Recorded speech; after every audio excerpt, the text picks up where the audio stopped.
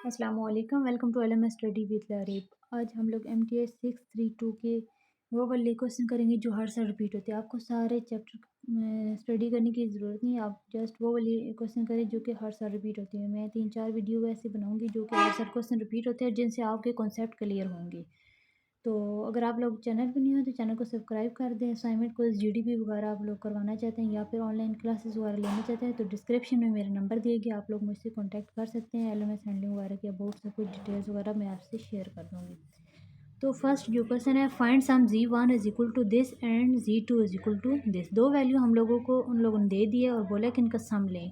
तो सम क्या होता है, ऐड करने को सम बोलते हैं ना। तो z1 प्लस z2, z1 की वैल्यू z2 की वैल्यू, रियल वैल्यू रियल में ऐड कर देंगे, इमेजिनरी को इमेजिनरी में। तो 3 - 1 is equal to 2 iota plus 2 iota, तो कितना होता है 3 अयोटा। ये रियल होती है और ये इमेजिनरी होती है। एमसीक्यूज में अगर आप लोगों से उन लोगों ने पूछ ली तो ये वाली आप लोग बता देना कि ये इमेजिनरी है। जिसके साथ अयोटा होता है वो इमेजिनरी होती है और जो -1 + 2 जो भी हो वो रियल होती है। ठीक है, जो रियल नंबर बेस पे डिपेंड कर रही होती है। सेकंड क्वेश्चन में उन लोगों ने पूछा है, find modulus of z is equal to 6 + 7 iota. इनका मॉड्यूल्स फाइंड करना है, यानी कि मोड आप लोगों ने फाइंड करना है। तो इसके ऊपर अंडर रूट लगा देंगे, इसका स्क्वायर हो गया +7 2 का स्क्वायर और अयोटा का स्क्वायर। ठीक है, अयोटा का स्क्वायर जब करते हैं तो अयोटा स्क्वायर -1 होता है और ये है कि इसके अंदर होने की वजह से ये प्लस वाली वैल्यू जो होती है, नेगेटिव जो होता है वो पॉजिटिव हो जाता है। ठीक है, तो 6 × 6 = 36, 7 × 7 = 49 और ये 85 हो गया। फिर z is equal to I iota -1, then find F G is equal to z² + z + 1। ठीक है, तो एफ जी फाइंड करना उन लोगों ने बोला है। एफ जी की वैल्यू उन लोगों ने ये दे दी है और एफ जी फाइंड करना है। ठीक है, तो z² + z + 1। तो z जहाँ जहाँ है वहाँ हम लोग z की वैल्यू पुट करते जाएंगे। तो z² इधर वैल्यू पुट की, z के अंदर ये वाली अयोटा -1 की वैल्यू पुट की, +1 + 1। इसके बाद ये है कि आप लोगों ने ये फार्मूला छोटी क्लासेस में पढ़ा होगा, a - b a² - 2ab + b का स्क्वायर। तो सेम ये देखिए अयोटा -1 वही बनता है, तो अयोटा स्क्वायर प्लस a का स्क्वायर प्लस b का स्क्वायर -2ab। तो a जो है वो 1 है, 2 1 2 लिखने की ज़रूरत नहीं है, प्लस अयोटा -1 + 1। ये प्लस 1 और ये -1 जो है वो एक दूसरे से कट आउट हो गए हैं। फिर ये अयोटा स्क्वायर है -2 अयोटा + 1, ये वाली वैल्यू रह गई है। इसके बाद अयोटा स्क्वायर +1 माइनस अयोटा, तो अयोटा स्क्वायर की वैल्यू हम लोगों को पता है -1 है। ये आपसे एमसीक्यूज में भी पूछ सकते हैं, अयोटा स्क्वायर की वैल्यू हमेशा -1 होती है। तो ये -1 + 1 ये कट हो जाएंगे तो जस्ट अयोटा रह जाएगा। फिर है फाइंड या फिर आप लोग वो बोल देंगे कि solve 1 + 2 iota -3/4 3 - 4 iota +2 - iota 5 iota. तो जब भी हमारा डिनोमिनेटर में ऐसी वैल्यू आ जाए जो कि इमेजिनरी टाइप हो, ठीक है, तो हम लोग उसकी मल्टीप्लिकेशन वगैरह भी करनी हो तो हम लोग क्या करते हैं, जो डिनोमिनेटर में होती है वैल्यू उसको सामने मल्टीप्लाई एंड डिवाइड कर देते हैं। जस्ट ये सेंटर वाला जो साइन होता है ना, जस्ट हम लोग इससे कन्वर्ट करते हैं। माइनस हो तो प्लस कर देते हैं, अगर इधर प्लस होता है तो इधर हम लोग माइनस कर देते हैं। ठीक है, जो डिनोमिनेटर में वैल्यू होती है, तो इसे मल्टीप्लाई किया, डिवाइड किया, सेम 5 अयोटा है तो जस्ट हम लोगों ने अयोटा से ये लिखने की ज़रूरत आप लोगों को नहीं है। ठीक है, अयोटा से मल्टीप्लाई एंड डिवाइड कर दिया, क्यों? क्योंकि हम लोगों को इस क्वेश्चन को सिंप्लीफाई करना है। फिर हम लोग जब इससे इस वैल्यू को इस वैल्यू से मल्टीप्लाई करते हैं तो हम लोग 3 प्लस ये देखिए 3 से मल्टीप्लाई करें तो 3 आता है। 1 को 4 से मल्टीप्लाई किया तो 4 अयोटा, 2 को 3 से किया तो 6 अयोटा और 2 को 4 से किया तो 8। और ये अयोटा से मल्टीप्लाई हो गया तो अयोटा का स्क्वायर आ गया। और ये डिनोमिनेटर भी 3 का स्क्वायर माइनस 3 को 3 से मल्टीप्लाई करें और 3 को 4 से किया तो ये एक दूसरे से कट हो जाएंगी और हमारे पास जो वैल्यू रह जाएगी वो 3² - 4 का स्क्वायर रह जाएगी। ठीक है, फिर उसके बाद इसको इसके सामने वाली वैल्यू से मल्टीप्लाई किया और इसको इसके सामने वाली वैल्यू से मल्टीप्लाई किया तो योटा का स्क्वायर ये -1 आ जाएगा। इधर 2 योटा -2 योटा का स्क्वायर, इधर भी -1 हो जाएगा, इधर भी -1 हो जाएगा। फिर उसके बाद क्या है कि 3 + 10 अयोटा -8 9 + 16, ये हमारी वैल्यू जो रह गई थी वो है, +2 अयोटा, ये अयोटा स्क्वायर इधर माइनस था तो माइनस माइनस प्लस हो गया, +5 अयोटा का स्क्वायर जो कि इधर आ रहा है -1। फिर ये देखें कि ये 10 अयोटा है और 5 कैसा है, 8 में से 3 को जब निकाल दिया है तो -5 आ गया है। माइनस क्यों आए, क्योंकि बड़ी वैल्यू के साथ माइनस है। तो 16 + 9 25 माइनस ये वाला माइनस ऊपर जब गया है प्लस माइनस तो माइनस हो गया है, 2 अयोटा +1 एंड 5।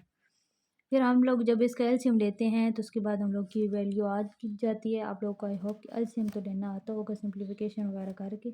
तो जो वैल्यू रह जाते हैं ये दोनों एक दूसरे से कट आउट हो जाती हैं और ये रह जाते हैं, -5 10 हो जाता है, डिवाइड बाई 25 और माइनस 5 2 ज़र 10 5 5 ज़र 25। तो ये आपको समझ आ गया 2/5 कैसा है, ये माइनस यही वाला है ऊपर से आया।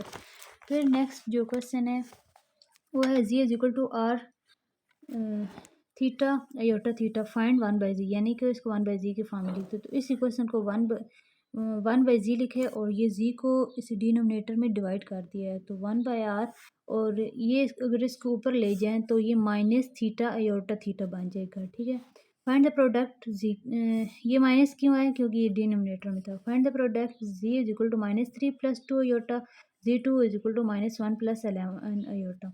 तो प्रोडक्ट क्या होता है, मल्टीप्लाई, माइनस भी आएगा आपके वो क्वेश्चन में, प्लस भी पूछ सकते हैं ये या फिर माइनस भी पूछ सकते हैं, मल्टीप्लिकेशन भी पूछ सकते हैं, और डिवीजन अगर बोला तो z1 को z2 से डिवाइड कर देना। ठीक है, सिंपली। तो इधर इन लोगों ने बोला है कि प्रोडक्ट लेना है, यानी कि इन चीज़ों को मल्टीप्लाई करना है। तो ए को, ये हम लोगों ने ए और बी पढ़ा था ना, a + अयोटा b होता है इस तरह। तो इस फर्स्ट वैल्यू को फर्स्ट से और फिर सेकंड से, फिर सेकंड को फर्स्ट से, सेकंड को सेकंड से, इस तरह जब हम लोग मल्टीप्लाई करेंगे तो ये वाला अयोटा अयोटा का स्क्वायर हो जाएगा, और ये इसको सिंप्लीफिकेशन फॉर्म में करेंगे तो अयोटा स्क्वायर -1 हो जाएगा, और ये दोनों जो है एक दूसरे से ऐड और सब्ट्रैक्ट वगैरह हो जाएंगी। ये माइनस माइनस है तो ये ऐड हो जाएंगी, ये वाली वैल्यू क्योंकि ये वैल्यू रियल बन जाएगी ना। 22 जो है अयोटा स्क्वायर की वजह से -1 हो जाएगा, तो 3 - 22 करेंगे तो 25।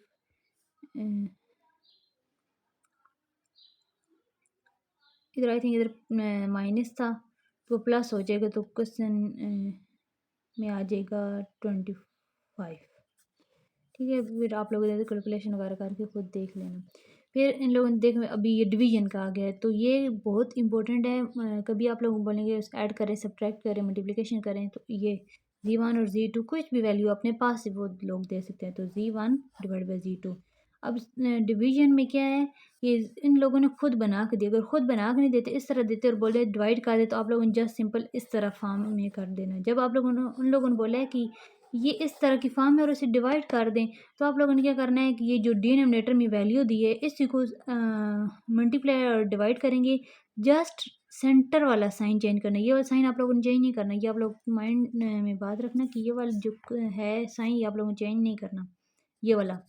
ठीक है, जस्ट सेंटर वाला साइन चेंज किया और फिर इसे इस वैल्यू को इस वैल्यू से मल्टीप्लाई कर दिया और इन दोनों को a² + b² के फॉर्म में कन्वर्ट कर दिया, और योटा स्क्वायर की वजह से ये माइनस माइनस प्लस हो गया, ये दोनों एक साथ हो गए और ये वाले दोनों रियल वाली एक साथ हो जाएंगी। तो 32 + 61 अयोटा 73। अगर आप लोगों को मेरी वीडियो समझ आ रही है तो मेरे चैनल को सब्सक्राइब करते हैं। फिर ये है कि नेक्स्ट जो क्वेश्चन है, z = -3 + 9 iota find real and imaginary. Real क्या है, ये चीज़, और इमेजिनरी बेस क्या होता है, जिसके साथ अयोटा आ जाता है। फिर verify commutative law with respect to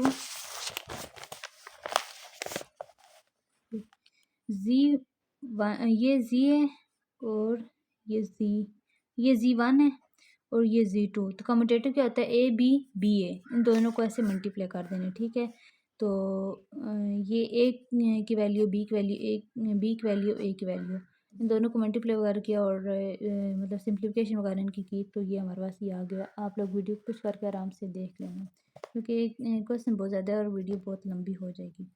फिर वेरीफाई करें कि एसोसिएटिव लॉ, क्या होता है associative law, Z1 dot Z2 Z3, फिर ये दोनों एक साथ हो जाते हैं Z1 Z2 एंड Z3। तो एसोसिएटिव, कम्यूटेटिव, मल्टीप्लिकेटिव, एडिटिव, ये सारे जितने लॉ हैं, आइडेंटिटी वगैरह, ये आप लोग उसको एमसीक्यूज में पूछ सकते हैं। तो ये इन चीज़ों के कॉन्सेप्ट आप लोग मस्ट माइंड में रखना है। तो क्या है, ये Z1 की value, Z2 Z3, Z1 Z2 and Z3। पहले इन दोनों को वैल्यू को सोल्व करेंगे और इधर इन दोनों वैल्यू को सोल्व करेंगे, फिर ये इनका जो आंसर आएगा, फिर इसको Z1 और ये जो आंसर आए इन दोनों को एक दूसरे से मल्टीप्लाई कर देंगे।